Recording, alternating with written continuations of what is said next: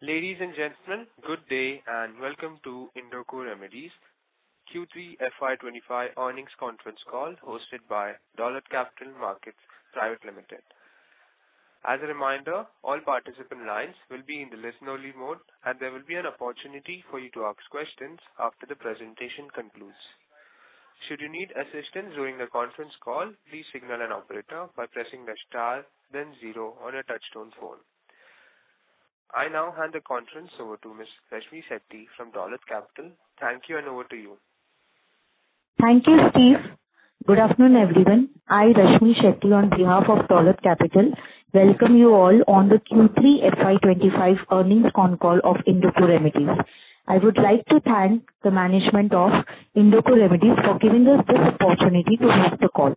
Today from the management team we have with us Ms. Aditi Panandikar, Managing Director, Mr. Sandeep Bambolkar, Joint Managing Director, and Mr. Pramod Ghorpade, CFO.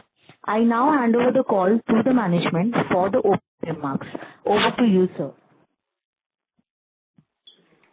Rashmi, thank you very much. Good afternoon, everyone. Thank you for joining this call today. Let me draw your attention to the fact that on this call our discussion will include certain forward-looking statements which are projections or estimates about our future events. These estimates reflect the management's current expectation of the future performance of the company. Please note that these estimates involve several risks and uncertainties that could cause our actual results to differ materially from what is expressed or implied. Indoco does not undertake any obligation to publicly update any forward-looking statement, whether as a result of new confirmation, future events or otherwise. Thank you so much. I will hand over mic to Aditi Madam. Good afternoon, everybody, and thank you for joining us on this call to discuss performance for the third quarter of financial year 2025. A business has primarily two aspects to it: demand generation and demand satisfaction. For the second quarter in a row, we remain impacted on the supply side for our international formulations business. With the earnings impacted the way they have been for the third quarter of FY’25, it would be easy for anybody who is not familiar with our business to wonder if fundamentals of the organization are in place or not. Let me therefore share a few positive highlights on the demand generation side first. You will be pleased to know that our order book for international formulations business to Europe and US today stands at about 180 crore. In the India business, there are many winners. Cyclopam, the largest brand of the company on the MAC basis in IQVIA today, is at 175 crore with a growth in excess of 20%. When one compares IRL, Indoco Remedies Ltd, with the covered market, across most of the top brands, we are doing better than the covered market on growth, and our market shares have also seen a gain. Almost all our top brands except for ATM, azithromycin, which is in any case doing better than its market, is marginally in negative.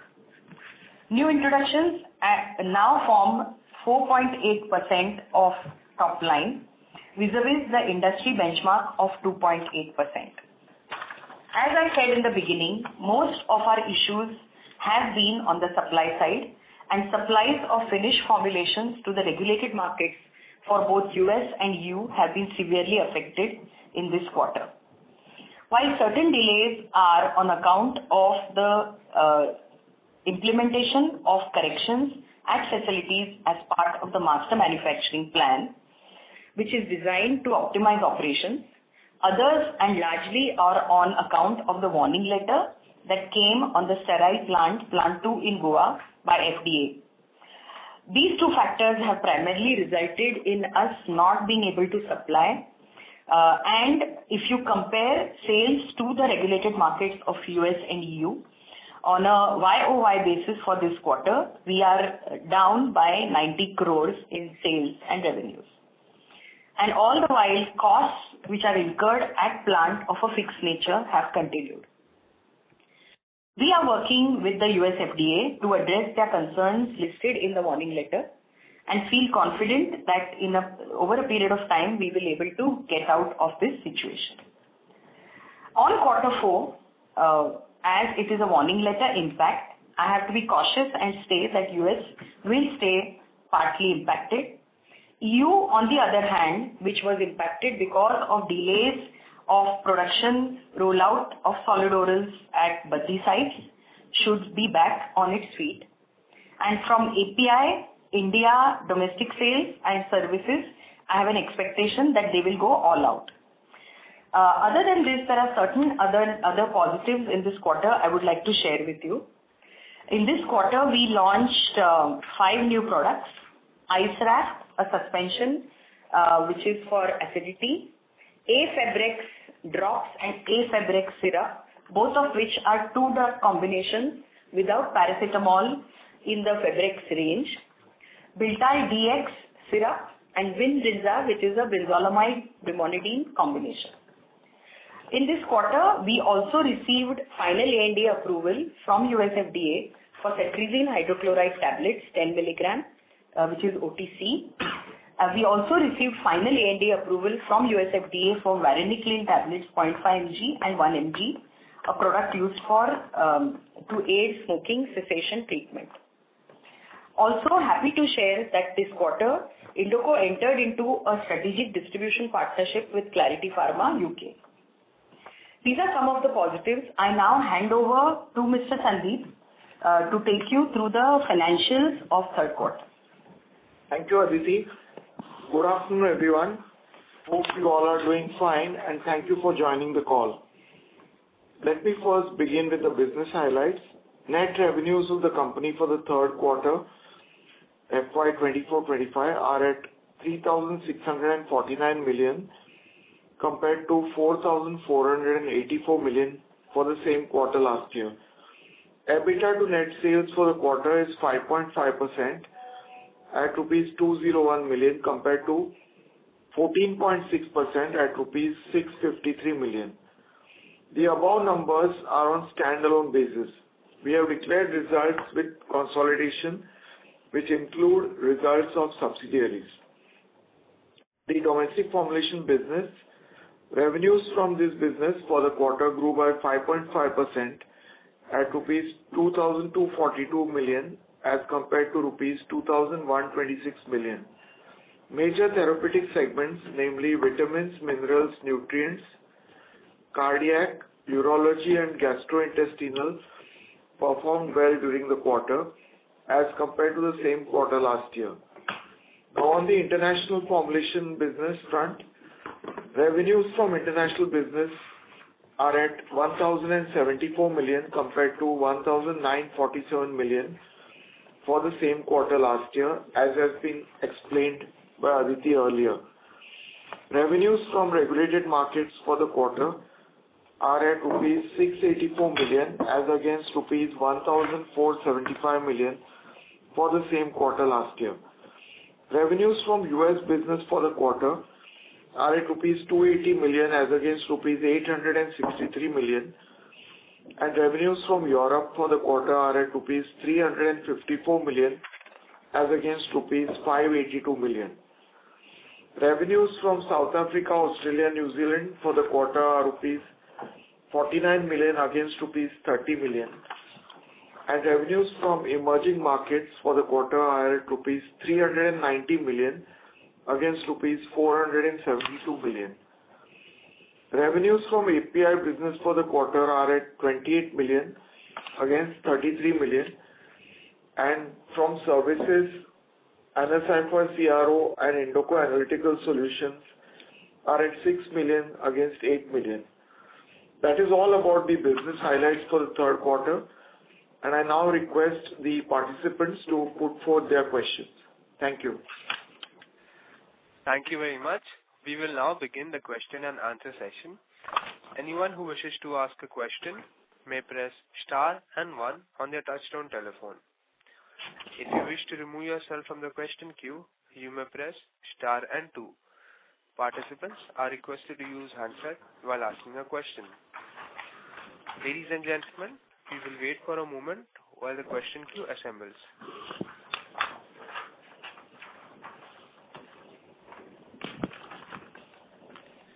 first question is from the line of Gautam Rajesh from Everflow Partners. Please go ahead. Good afternoon, sir. Thanks for the opportunity. I have one question. What is the status of the refurbishment of the plants for Europe and USA?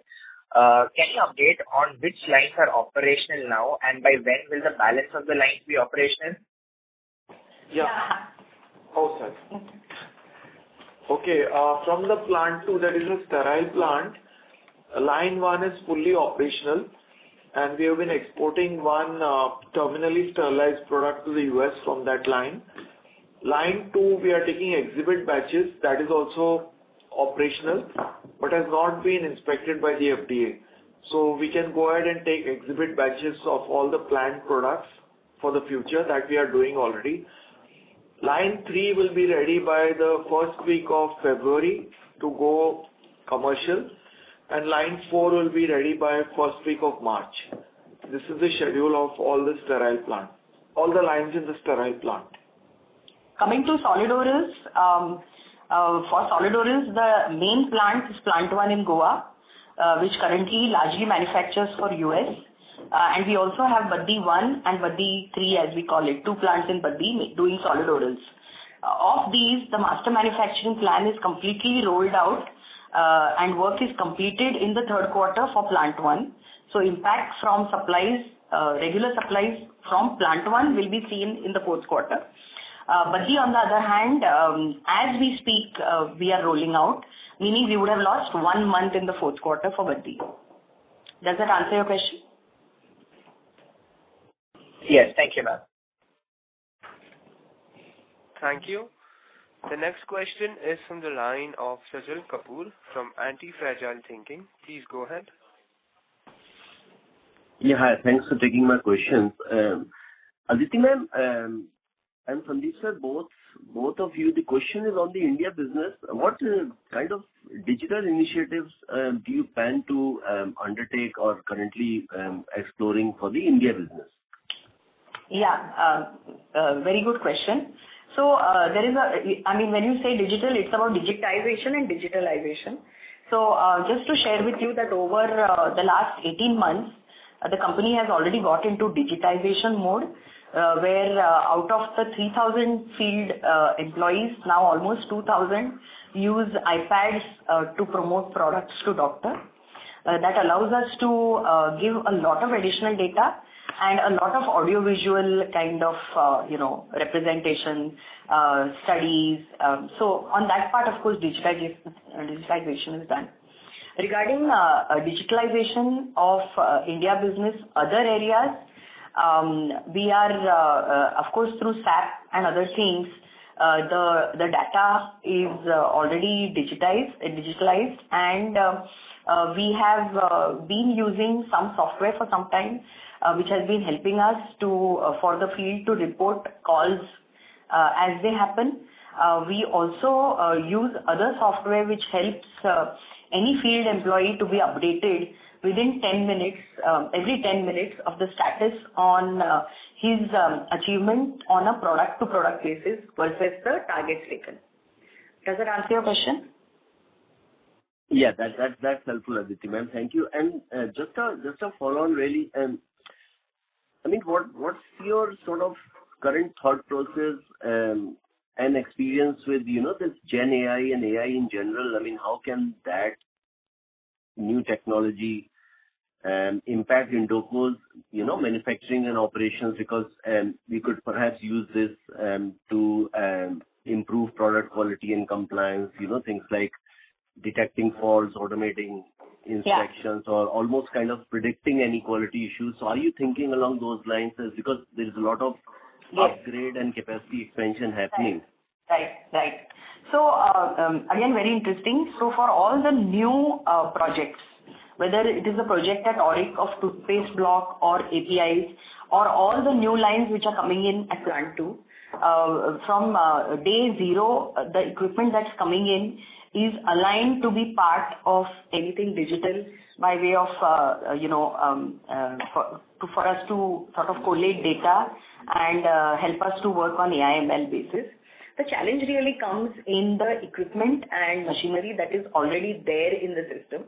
Because, the OEM vendors are all very different. Each of them is at different stages of their readiness to support data collection, collation, etc. However, coming to departments like quality, stability, R&D, where we already generate a whole lot of data which is in the system, we have already started using small applications to help us do more predictive work. Also, in a very small way, work is also started in F&D. In fact, we are looking at any and every other department in the company where a whole host of data is sitting today, which we can, work on to help us get efficiency. No, that's helpful. And the implementation of SAP S/4HANA, is that integration fully complete within the organization? And with that kind of an infrastructure backend and the digital initiatives that you spoke about, I mean, is it fair to assume that the efficiency and productivity will take a significant jump going ahead? Yes. Yeah, definitely. The SAP S/4HANA implementation happened almost 2 years back, and we did it in record time of less than 8 months, and we won an award from the SAP. So that is well settled, and that has made the entire organization very efficient. So once these compliance challenges are behind us, no one can predict the timing of the US FDA audit because there will be a physical audit at some point. But at some point we'll get over those challenges, and then at that point in time, as we start scaling up, there should be better productivity compared to where we were before these issues erupted, right? Definitely, yes. Yeah. Okay. And lastly, on this Florida Pharma, how much is from simple perspective, I think our fixed cost have increased because we have acquired this front end in the US, and we are kind of facing a near-term pain because of that increase in fixed cost, and our output is not commensurate with that increase in fixed cost. So I'm just trying to understand, what is that amount that we are bleeding in? Is it 10 crore, 20 crore? What is that additional fixed cost that is currently hitting our P&L, but it's not giving us the output because of supply challenges? Yeah. So, Vijay, I'll just take this question. FPP, though we are, incurring certain, additional spend there, but if you see, from a revenue perspective, we have started generating revenue right from day one. That is on account of two. One is about certain, current with the existing arrangements with third-party suppliers and sales from FPP. That is one. And secondly, our supplies, Indoco supplies to FPP. So that is helping us to cover up certain fixed costs. But still, there is on an average about 6 to 7 crore per quarter is the fixed cost which currently we are incurring. Certain portion we are recovering from sales. And do we expect this fixed cost of 7-8 crores per quarter, or let's say 30 CR on an annualized basis, is it expected to go up, maybe because of we plan to have more people or salary increment, that kind of a thing? No. So there are just 6 employees in SPP, and it is more of KOL management of generics. So there is no expectation to increase number of employees. Sure. And finally, Aditi ma'am, is it still kind of 60-40 ratio that we expect 60% to go through our own front end in the US and 40 would still be through partners? Yes. Okay. Wonderful. Thank you so much. I'll join the queue. Thank you. Thank you. The next question is from the line of Sudarshan Padmanabhan from JM Financial. Please go ahead. Yeah, thank you for taking my question. Ma'am, I would like to understand a little bit more on qualitatively where are we from the activities of getting the remediation. Your voice is not very clear. I'm sorry. Hello? Your voice is not very clear. Can you repeat? Yeah. Okay. Yeah. Ma'am, I would like to understand qualitatively where do we stand on the US FDA as far as remediation is concerned, and when do we start seeing the approvals and kind of a ramp up that we initially expected.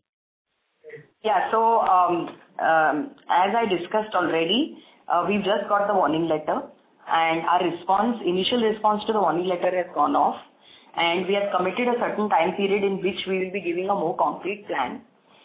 In the interim, we are constantly now in communication with the FDA to keep checking whether we can supply, which products we can supply safely.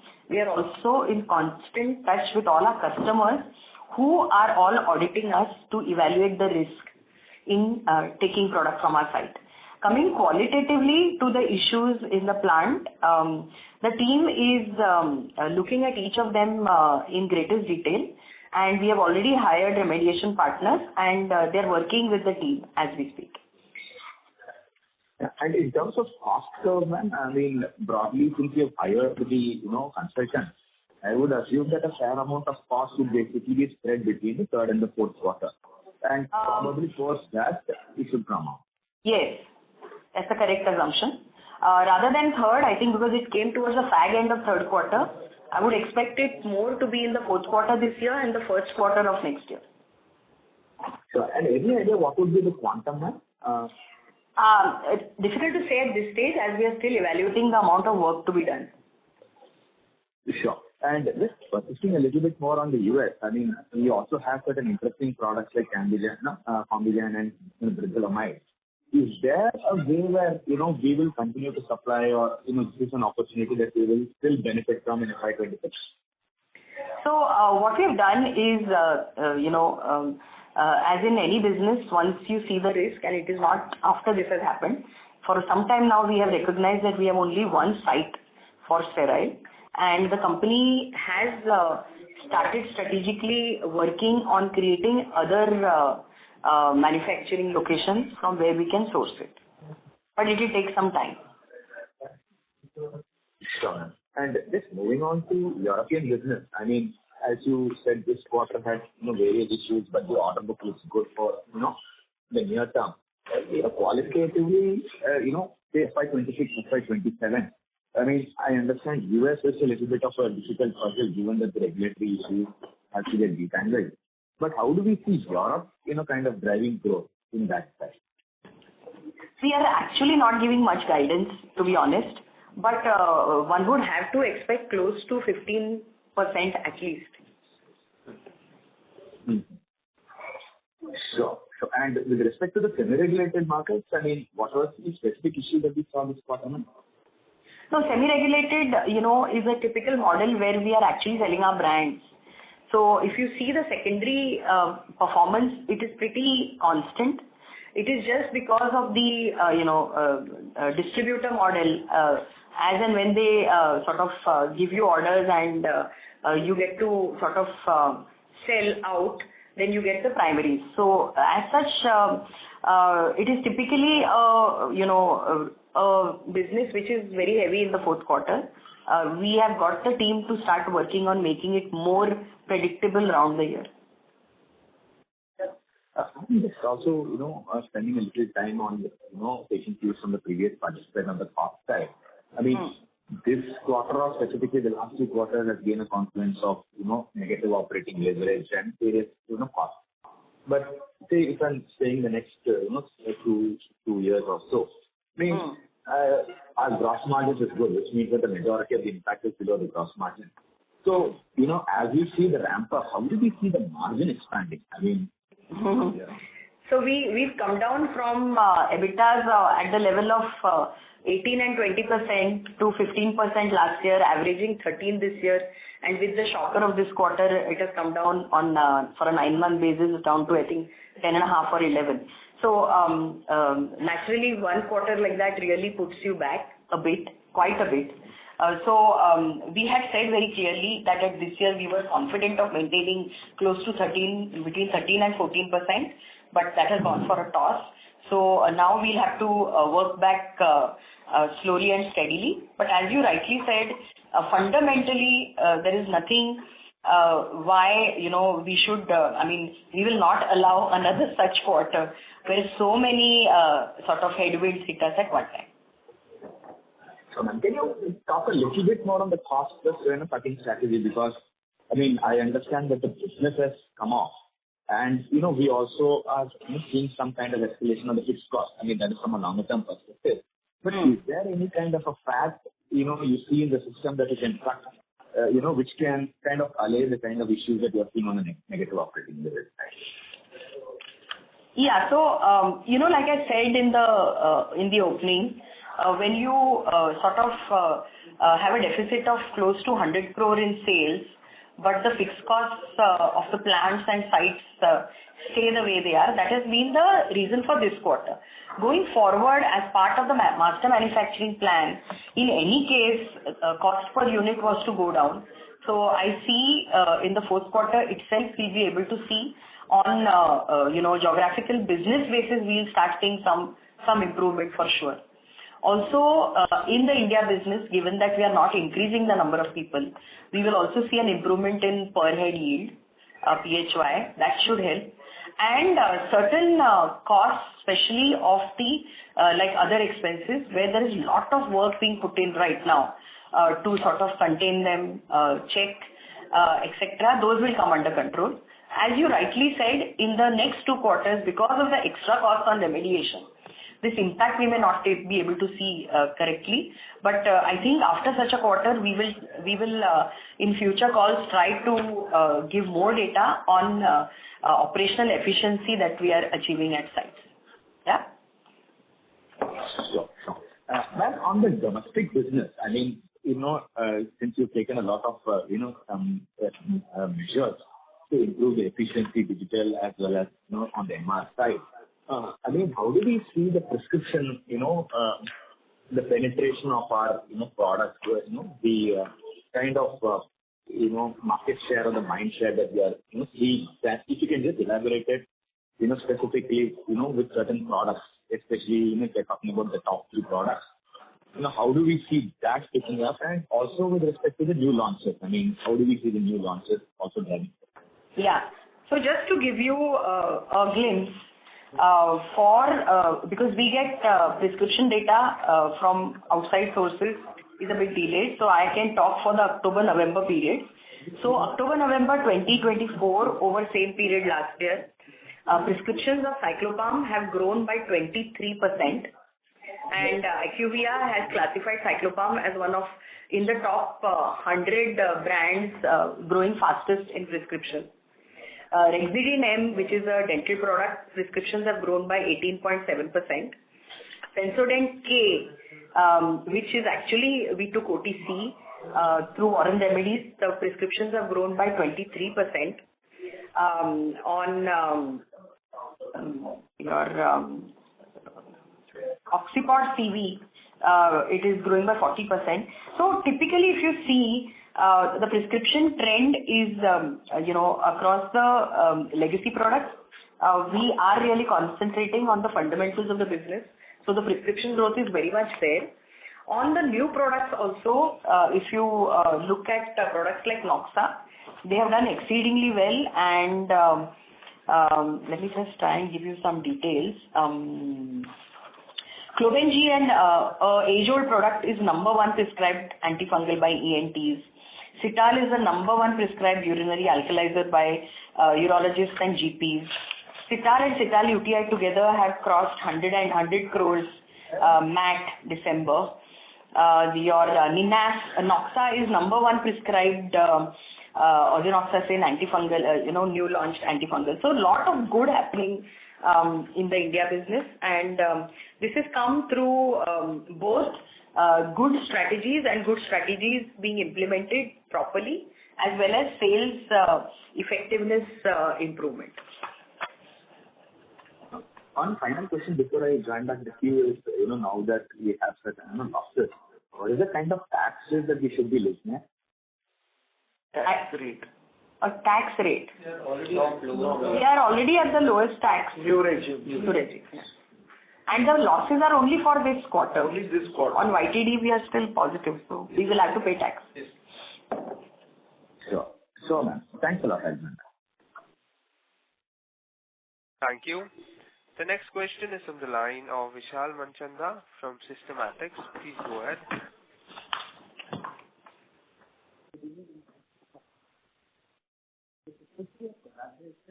Mr. Vishal, your line has been unmuted. Please go ahead with your question.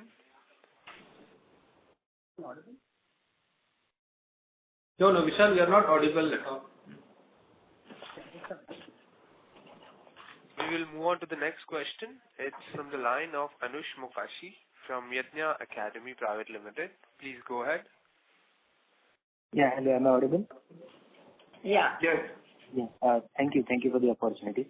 So, ma'am, I was actually looking at our fixed asset turnover ratio. It was around 2.5x in FY'24, and now it is around at 2ish, like 1.9x. And considering both the PPE and all the intangibles both. And now going by the way that we have spent about 800 to 1,000 crores into our capex. So do you feel, do you have any number in your mind that, can it reach back to those levels given everything is behind us about all these warning letters and all? We should at least do 2 times. Okay. 2 times is what? At least. And, yeah. Okay. And next question was about the margins. So given as compared to peers, we are at a bit lower side, and I'm assuming that is because of some lower chronic mix. And I heard you saying that you want to increase the chronic mix going ahead. So any guidance on what target number you're looking about chronic mix going ahead? No, so the sales may not be lower because of the chronic mix, we have always grown India business in a stealthy fashion. So I really didn't get your question. Are you saying that because we don't have chronic, we are lower in size? Is that your question? No, I'm actually assessing the impact on margins. Maybe I missed saying that. No, on margins, whether it's chronic or acute. In fact, legacy products are much better on margin because the brand is far more established in the market. Yeah. Okay. So going ahead, is there any chronic mix percentage you're targeting? We have been, right now it is around 9 to 10%. It can inch up, but when the other side also is growing rampantly, it would not be correct to talk of increase in contribution from chronic. Okay? Okay. Thank you. That's it from my side. Thank you. The next question is from the line of Vishal Manchanda from Systematics. Please go ahead.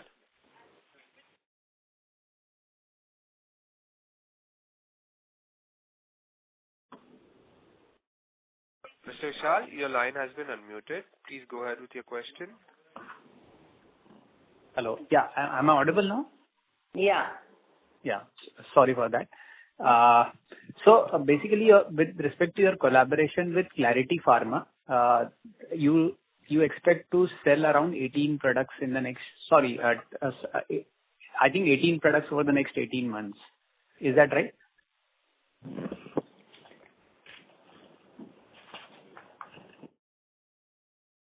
Hello. Yeah. Can you hear me? Yeah, I can hear you. Yeah. A basket of 18 SKUs over 18 months. That means gradually get added. Yeah. So are these products already approved for you, and whether you own the dossier or Clarity Pharma would own? No. We have the dossiers. Over the last 20 years, we inched up from being pure contract manufacturers to eventually owning the IP, to eventually owning the dossiers and MAs. Okay? It's only that we were then supplying to others. So now we supply to Clarity, which is our partner. So we have a stake. Clarity will be only a distribution partner. Understood. Okay. So you have these products approved, and supplies would start in the next over the next 18 months to the partner. Yes. And any sense on what revenue can this generate? Maybe a range, if not a number. No, we are not giving out numbers at this stage. Okay. And second, on the US, the new lines that have been refurbished, I just want to understand what was the need to refurbish the lines, whether these lines were kind of obsolete and that led you to refurbish, or was it for compliance reasons? Yeah, compliance. So we had audits last February and then this July. So the last February audits were initially when we gave responses, where we got the OAI. In those responses we committed to. So there was some, on sterility, sterile practices, as in how the workers moved inside because of lack of space in areas, etc. Such things were identified. Also, certain improvements towards sterility, like glove ports, and going for isolators, larger LAFs. Those commitments we made, and therefore the refurbishments. Okay. So you would have replaced the entire line in that case, and the old line has been removed. No, we have not replaced the line. We have not replaced the line. We have refurbished the area and sort of upgraded the lines wherever required. Okay. And the total capex that we would have incurred for this? Overall, in this year, we incurred close to about 200 crore, including some new machines, upgradation, all the projects, some advances. And specifically for this refurbishment project? Sorry, Vishal, just to give you more clarity. For the line upgradation, it was more of a repairs and maintenance cost. So it is not entirely capex. Certain components we got, which is a part of the capex. Okay.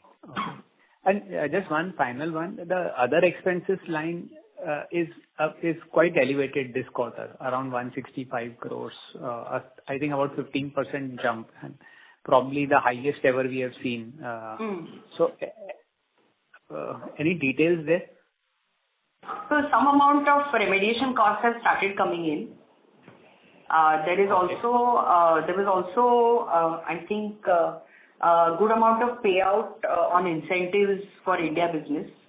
And as Pramod correctly said, repairs and maintenance has absorbed a lot of the remediation for the lines in plant 2. Yeah.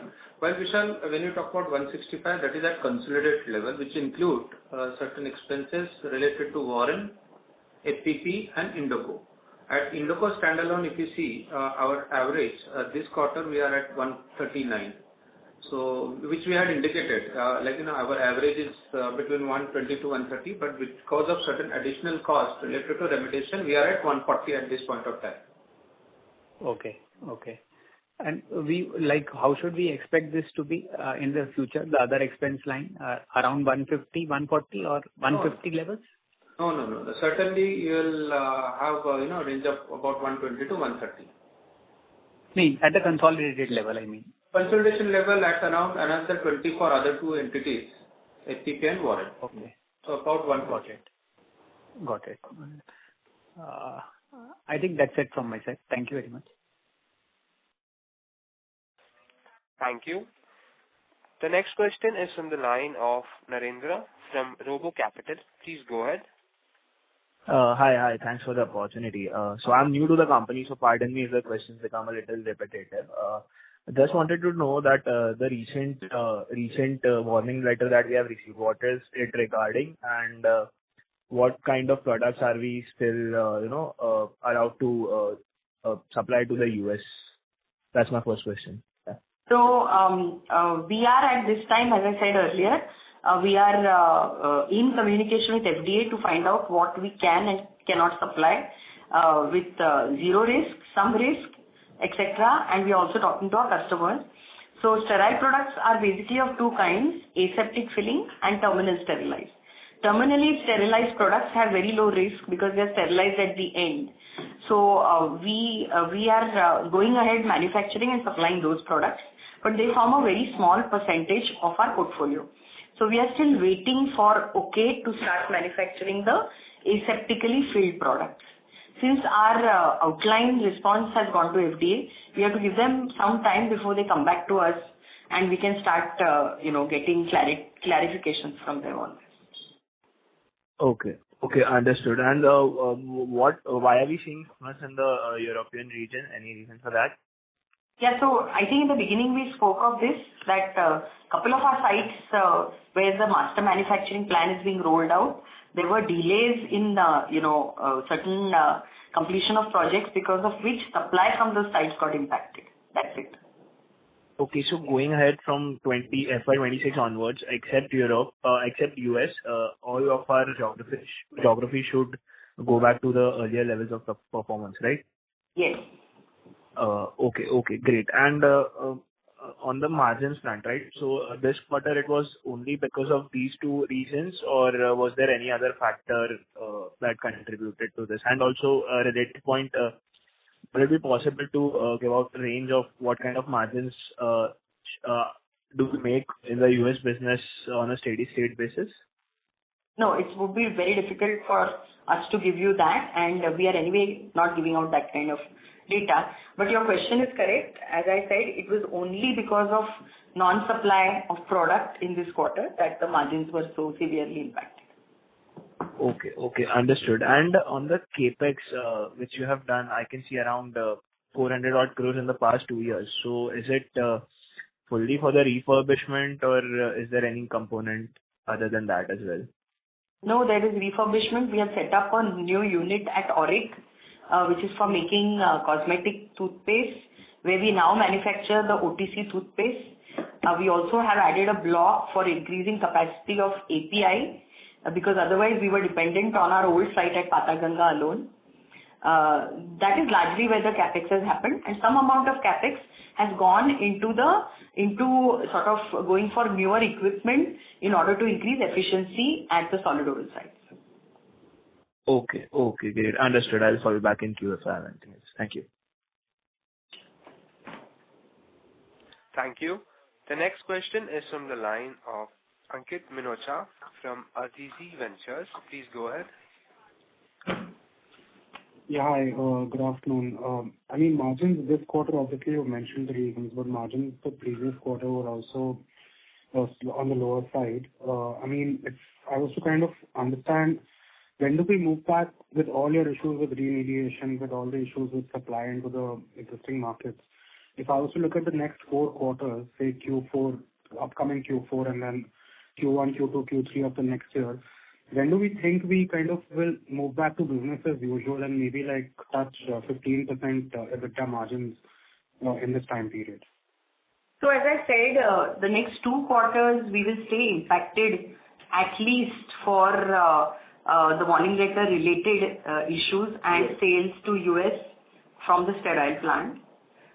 So nothing before that. I don't expect we will be able to come back to 15% for sure. But the 13% we were going at, possibly by Q3 of next year, we could start seeing some early signs of it. Okay. And this 13% you're mentioning, say if it's by Q3, then would you have an estimated, say, some sort of a target? No, let's just not talk of any estimates. Nobody, you can understand the kind of pressure the organization is under right now, with the warning letter and 2 more quarters of having to sort of not be able to supply product. But we hope against hope that from FDA we will hear something and be allowed to make more. If that happens, we can try to do better. So no commitment, no guidances. Sure, thank you. And in terms of the warning letter, I mean, do we think the worst, we've seen the worst in terms of this quarter, or could the following quarter be even worse coming ahead? No, I think this is the bottom because we couldn't supply anything this quarter, so at least from sterile product perspective. Right. And finally, these remediation costs, which are kind of coming up extensively, do these costs now start to taper out slightly and reduce slightly? No, the remediation costs will continue for at least 2 quarters. And after that also, in a certain measure. Okay. Yeah. Right. Thank you and all the best. Thank you.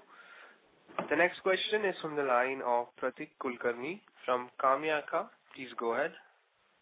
Hello, ma'am. Good afternoon.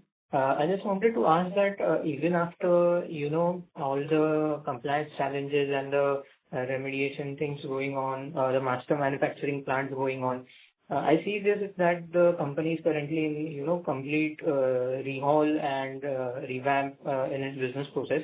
But as it is taking some delay, so I just wanted to know that how much per quarter revenue are we losing because of these delays? So as we said, in this quarter alone, we have seen a sales drop from the reg market of close to 90 crore. And I said in the beginning that we have orders of 180 crore in hand. So that 90 could have easily gone to 100. So the largest impact has been seen only in this one quarter, where 100 CR additional revenues could have been collected. Okay, ma'am. That was from my side. I just had one question. Thank you. The next question is from the line of Harsh Shah from Rira Holdings. Please go ahead.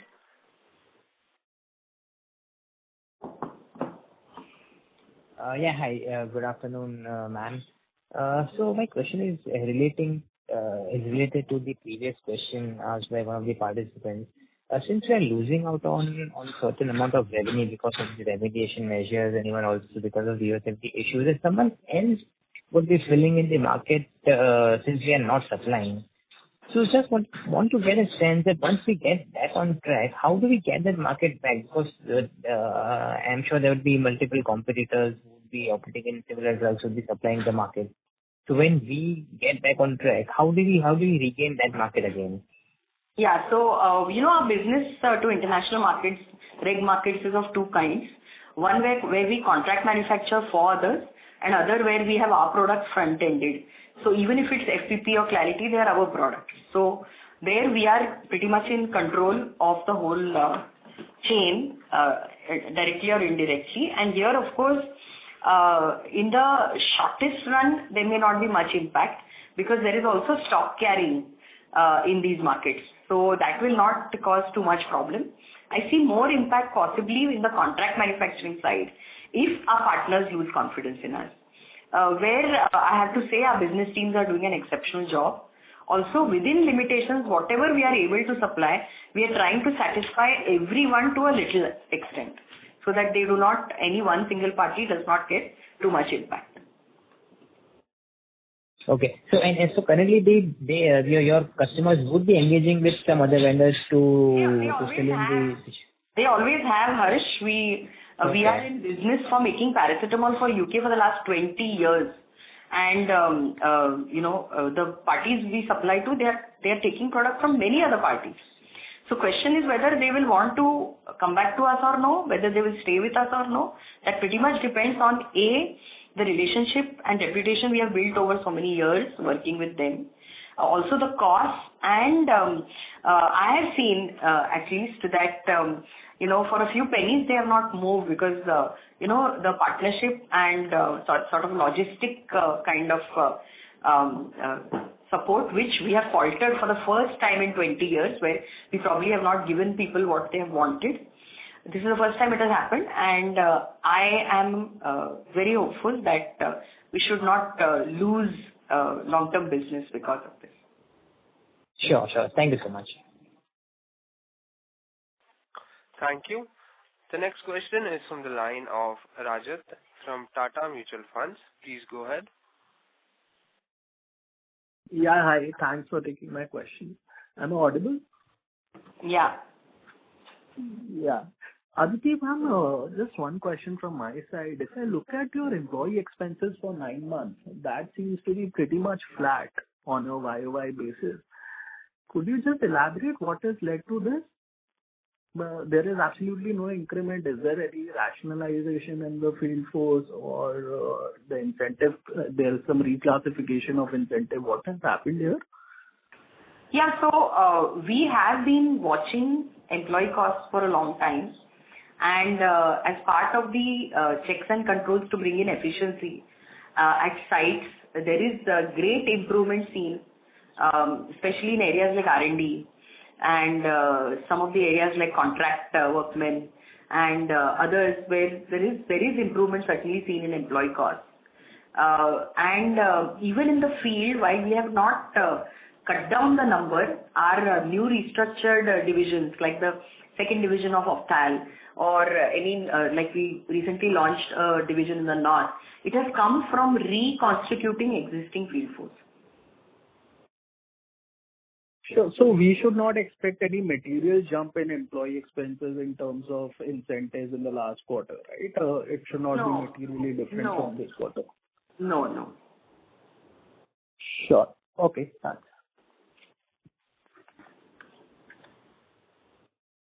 Yes, sir. Does that answer your question? Yeah, I'm done. Thanks.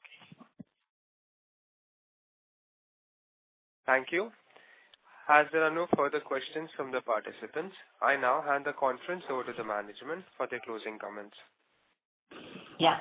Thank you everyone for your active participation and all your questions. Thank you for joining us today. Thank you very much. Thank you. Thank you. On behalf of Dolat Capital Markets Private Limited, that concludes this conference. Thank you for joining us, and you may now disconnect your lines.